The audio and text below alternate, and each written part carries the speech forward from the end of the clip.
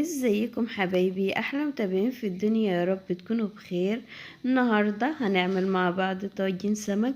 شايفه جميل ازاي؟ بجد يعني روعه، هيعجبكم وسهل جدا.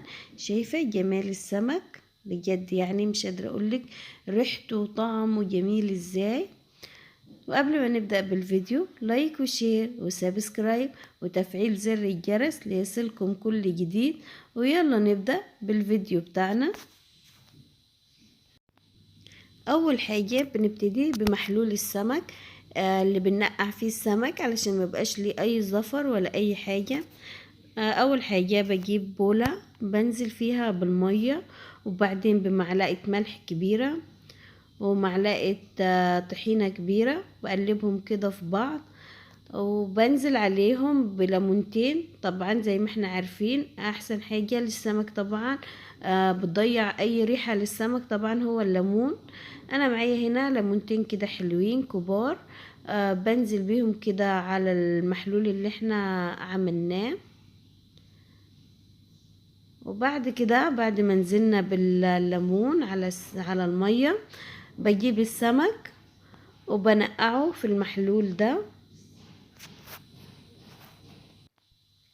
وادي السمك بتاعنا طبعا غسلينه كويس ومنضفينه حلو قوي زي ما احنا شايفين كده. طبعا كمية السمك براحتك، الكمية اللي انت عايزاها اعمليها.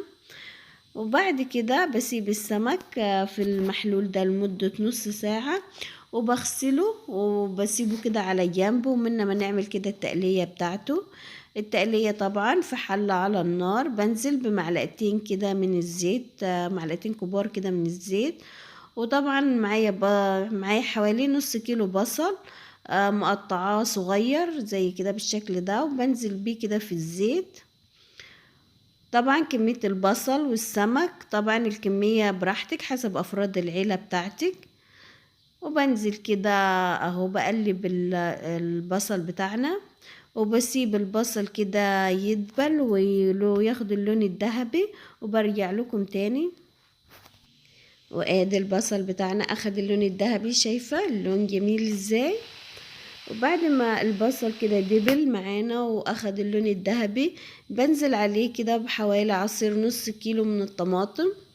طبعا زي ما اتفقنا البصل والطماطم والسمك طبعا الكمية حسب افراد العائلة بتاعتك. وبتنزلي كده بيه على البصل، وبفضل اقلب فيه، او بسيبه كده على النار لحد كده ما يغلي. وبعد ما يغلي كده هنشوفه مع بعض ونعمل ايه. دي طبعا الخلطة بتاعتنا بعد ما غليت، شايفة؟ طبعا بدأت في الغليان. اول ما تبدأ الخلطة بتاعتك في الغليان بتهدي النار خالص خالص عليها، وبتغطيها وبتسيبيها كده تتسبك، ونرجع نشوفها بعد ما تتسبك. طبعا ادي شايفة الخلطة بتاعتنا اتسبكت وبقت جميلة ازاي، شايفة؟ ادي القوام اللي احنا عايزينه. بعد كده بجيب حوالي كوبايتين من المية، بس بنزل بيهم واحدة واحدة. نزلت بحوالي كده كوباية من المية، وبقلبها كده بتشوفيها. طبعا دوت لنص كيلو بصل ونص كيلو طماطم. بنزل بحوالي كده كوباية المية. طبعا انا لسه لقيتها تقيلة زي ما احنا شايفين، بنزل بحوالي كوباية تانية. طبعا اهم حاجة القوام، ما تشرطيش يعني بكوباية مية او كوبايتين، اهم حاجة تاخدي معاك القوام اللي انت هتشوفيه دلوقتي. كده شايفة القوام كده مظبوط، انا عايزاه تقيل، عايزة الخلطة بتاعتنا تبقى تقيلة ما تبقاش خفيفة. كده القوام كده مظبوط قوي. بعد كده بنزل بمعلقة من الهريسة كبيرة، اهو معلقة كبيرة. وبعد كده بتبل الخلطة بتاعتنا. طبعا السمك ما بيعوش التوابل الكتيرة، انا بكتفي بس. طبعا بنزل بنص معلقة كده من الملح، نص معلقة كبيرة، او ممكن لو هتعايري كده بالمعالق الصغيرة يبقى معلقة من كل حاجة. انا هنا معايا معلقة كبيرة، نص كيلو، نص معلقة ملح، ونص معلقة كزبرة، ونص معلقة كمون، وربع كده معلقة من الفلفل الاسود. ونص معلقة من البابريكا، ونص معلقة من توابل السمك. بجد توابل السمك بتديها طعم جميل قوي. وبقلب ده كله كده في الخلطة بتاعتنا.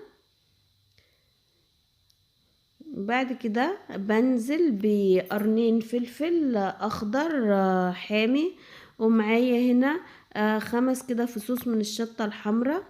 طبعا لو انت مش بتحبي الحاجة الحراقة عادي استغني عنهم، دول مفيش اي مشاكل، مش هيغير معاكي في الطعم. وبعد كده بنزل بكزبرة خضراء اهو. بجد الكزبرة بتديها طعم جميل جدا. وبقلبهم كده وبديهم غلوة واحدة على النار بعد ما بضيف الكزبرة، وبطفي النار كده عليهم. وادي طبعا السمك بتاعنا قطعناه زي ما احنا شايفين كده. وادي السمك بتاعنا طبعا احنا غسلناه كويس قوي من المحلول اللي كنا حاطينه فيه، وقطعناه بالشكل ده. طبعا انت براحتك ممكن تقطعيها تاني في النص، مفيش مشاكل. طبعا تقطيع السمك ده براحتك. او ادي التقلية بتاعتنا، شايفة بجد ريحتها في منتهى الجمال، وهيعجبك قوي، من اجمل طواجن السمك اللي هتجربيها. وبنزل كده بالتقلية بتاعتنا او الخلطة بتاعتنا كده على السمك. وبعد كده بتغلغلي كده السمك في التقلية. طبعا اهم حاجة التقلية تكون تحت السمك، ما يكونش السمك على الصينية كده، لازم التقلية تبقى من تحت علشان ما يتحرقش معاكي. طبعا والفرن بتاعتنا مشغلين على درجة حرارة عالية. بسوي السمك وبرجع لكم تاني. وادي السمك بتاعنا بعد السوا، شايفة بجد يعني الصينية بتتكلم عن نفسها. بجد يعني مفيش اجمل من كده. ويا رب يكون الفيديو عجبكم.